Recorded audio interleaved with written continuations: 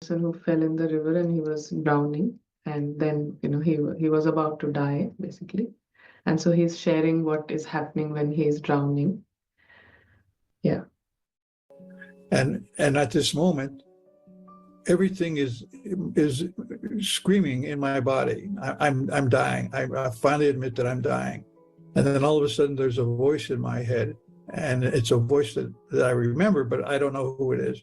And the voice says, Andy, you need to stop and rest for a while. And then I'm talking to myself in my head, and I'm saying, are you crazy? I got to get up. I need at least one breath of air. That's all I ask, is one breath of air. And the voice says to me, Andy, you really need to rest. So just relax and let go. And I said, I can't do that. And the voice says again, you need to let go. And so I say to the voice, okay, do you promise that if I let go, I'll be able to get to the top? And the voice says to me, if you let go, everything will be fine. I said, okay, you promise? And the voice says, yes, I promise. So then I said, okay, I'll let go. And the moment that the word go formed in my mind, I popped out of my body, and in what I call a moment of no time, I'm at one point I'm in my body, and at the next point I'm in this tunnel. And I don't remember going to the tunnel. It was just, now I'm in my body, now I'm in the tunnel. And in the tunnel, I'm warm, I'm happy, I can breathe again. I'm just filled with the joy and unconditional love. It was so stark. It was such a change from complete terror to complete ultimate ecstasy in a minute of no time. And I'm just so completely happy. I look down and I can see a body, and I'm saying, it's funny, I can see that because it was dark down there. And I look and, yep, that's my body. I don't care. I look, and I didn't care. At the moment that I saw my body at the bottom of the lake, I didn't care about my life. I didn't care about being on earth, because I knew I was home. And then I turned in the other direction, and now I'm looking at a spot of light. And the light is not very big, but it is so bright it should be burning my retinas.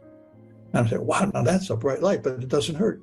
And now I feel myself being drawn like a magnet, like a giant magnet. The magnet's pulling me through the tunnel, and I'm starting to get closer to the light.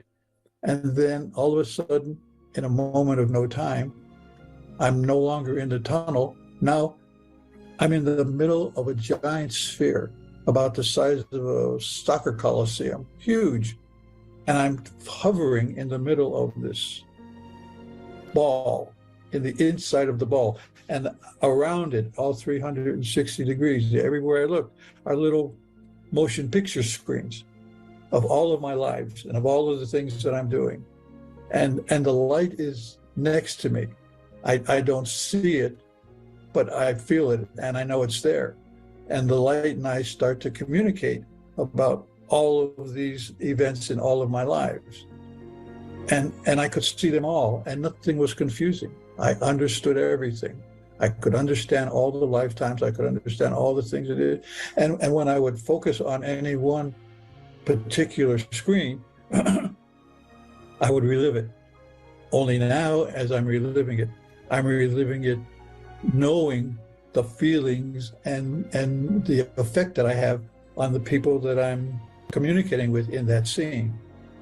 So if I'm with my family and talking to them about something, I know what they're thinking as I'm talking. So that, because nothing's hidden, nothing is unknown, everything is transparent. And I go from all my various lives, from being female, from being on other planets, on, and it seemed like I was there for months. But obviously in Earth time, I was only drowned for somewhere between 10 and 15 minutes. Otherwise, I wouldn't be here saying this. So, and then as I'm looking at these things, finally, in another moment of no time, now I'm not in a sphere, I'm back in the tunnel. And now I'm really close to the light. I'm as close to the light as I am to the screen on my computer. And I'm standing there, and the light says, Andy, I love you. And I'm impressed because it knows my name. And then the light says, Andy, we love you. And when the light says, we love you, the whole background and the light kind of disappear. And now there are thousands and millions and trillions of other lights, just like me. And they say in one chorus, welcome home, Andy. And at that point in time, I was absorbed into the light. I became the light. I wasn't greater than the light. I wasn't less than the light.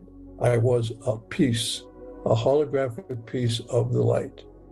And it's the most fantastic feeling that as a human, I could ever imagine. It's indescribable.